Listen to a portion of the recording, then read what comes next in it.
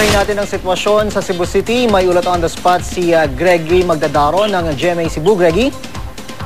Yes, June, nandito na nga tayo sa yung huling pinaka-latest dito sa Cebu, kung saan yung northern part of Cebu talaga, yung Daan, Bantayan, Cebu at saka yung Pugo, yun talaga yung napuruhan talaga ng bagyong Yolanda sa paglandfall niya kahapon. Doon sa sa Daan, Bantayan kahapon, sa kasagsagan ng paglandfall ng bagyo ay nadatnan tayo doon sa National Highway ng unang barangay sa Daan, Bantayan, at doon nga ating nakita kung gaano kabagsik ang bagyo na si Yolanda. Nakita natin doon na nagliliparan yung mga bubong at nagliliparan talaga yung mga kahoy doon sa naturang lugar.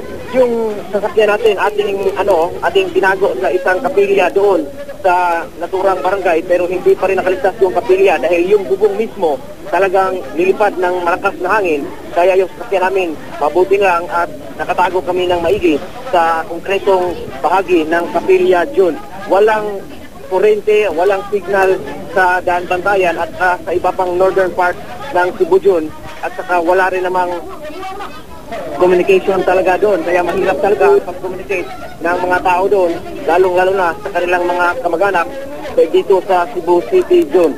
As of last night June, ating nakita doon na hindi pa rin madadaanan ang mga daanan doon kasi nakalusay pa o nakalatag pa doon sa daan yung mga malalaking puno na talagang lilipad at talagang tinumba ni bagyong Yolanda. June?